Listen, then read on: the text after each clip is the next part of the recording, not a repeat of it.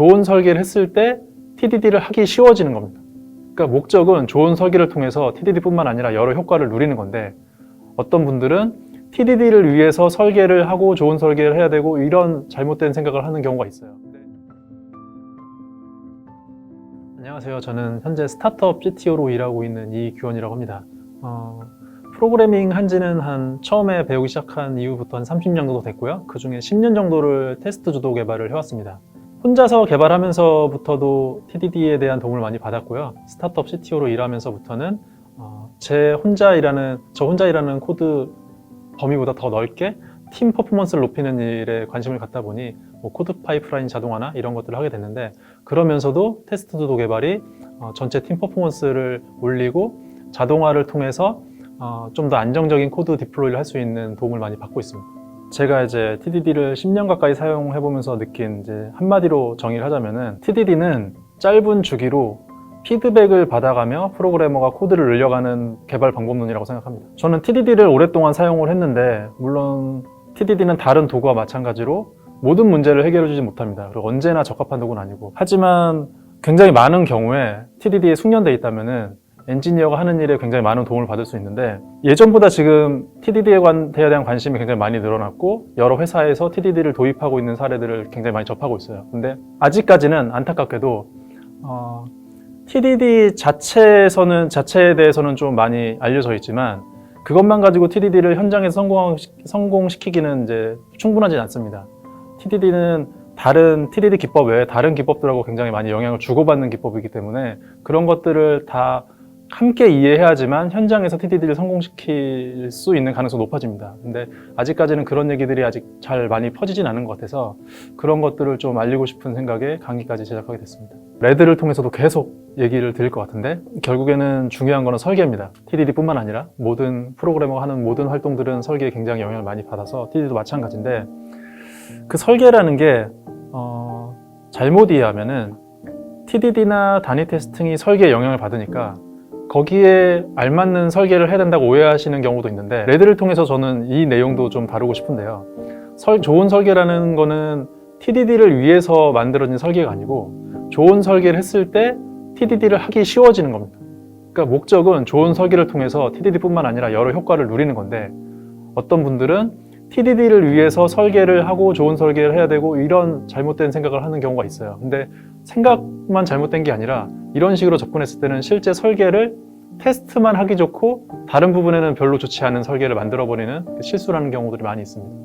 TDD가 비용과 효과가 있는 기법이라는 것을 좀 이해를 했으면 좋겠어요. 그래서 비용 대비 효과가 그러니까 효과가 비용보다 더 높은 상황에서 TDD를 사용하거나, 아니면은 더 많은 영역으로 늘리고 싶다면은 비용을 줄이는 방법을 더 고민해서 TDD를 사용하면서 느꼈던 고통들, 혹은 TDD를 하면 좋다고 생각해서 하고 있는데 개발 조직 외에서는 왜 TDD라는 걸 해서 더 시간을 더 들이냐든지 이런 그런 오해들을 만들지 않게 좀 차근차근 소프트 랜딩 하듯이 그렇게 TDD를 좀 적용해 봤으면 좋겠습니다. 제가 레드에서 드리고 싶은 거를 구분을 해보자면 4가지 정도가 될 것 같아요. 하나는 TDD가 무엇인지, 그러니까 흔히 말하는 레드, 그린, 리팩터라는 단계가 있다는 거는 많이 알려져 있지만 그게 어떤 의미를 가지는지 조금 더 한번 말씀드리고 싶고요. 그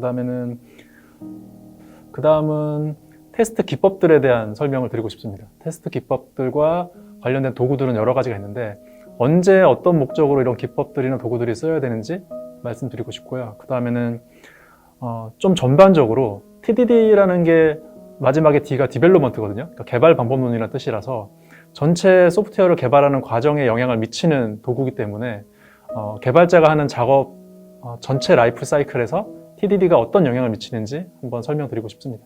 무결한 설계 같은 표현을 그렇게 좋아하진 않아요. 그러니까 무결하다는 거는 뭔가 결점이 없다는 뜻이잖아요. 근데 엔지니어링은 결점을 없애는 게 아니고 한 결점을 혹은 한 문제를 다른 문제로 전환하는 일이라고 생각해요. 문제를 없애는 게 아니고. 문제를 없애는 거는 과학의 영역이라고 생각을 하고요. 혹은 과학이 해결할 수도 없는 것일 수도 있고요. 엔지니어링은 지금 상황에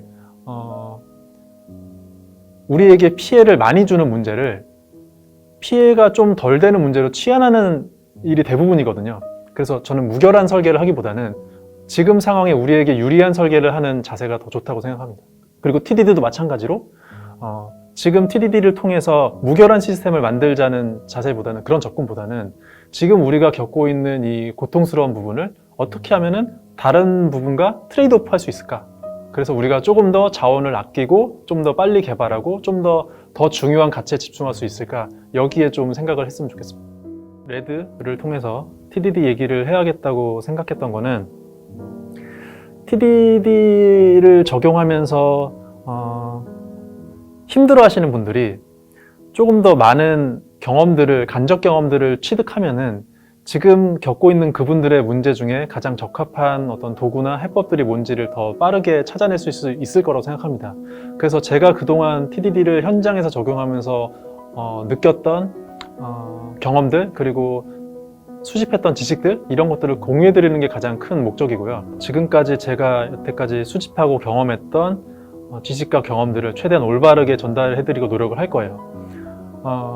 물론 이것들은 완전한 정답이진 않을 겁니다. 언제든지 바뀔 가능성이 있어요. 근데 강조하고 싶은 건 하나는, 제가 이런 것들을 배운 과정은 적어도 제가 누군가에게 뭔가를 배우고 나면은 그 배운 거 그대로를 충실히 수행해보고 나서 평가를 했습니다. 그러니까 내가 뭔가를 배우고 나서 내가 직접 해보지도 않고 이거는 나쁜 거야, 좋은 거야 판단하지 않았고요. 최소한 충분한 기간 동안 제가 배운 것들을 처음부터 끝까지 따르려고 최대한 노력을 해서 배운 대로 그대로 수행을 해보고 나서 나에게 맞는 건 어떤 건지, 혹은 뭐 이거는 좀 적절하지 않은 건지, 아니면은 그때 나왔던 얘기들보다 지금은 더 나은 해법들이 나와 있는지, 이런 걸 판단했습니다. 그러니까 제가 전달드리는 내용들이 설사 진리가 아닐지라도 일단은 제가 준비한 것들을 한번 따라 해보시고, 그리고 충분히 한번 전체적으로 충분히 고민을 해보시고 나서 자신의 해법을 찾아 나가는 과정이 좋지 않을까 생각합니다.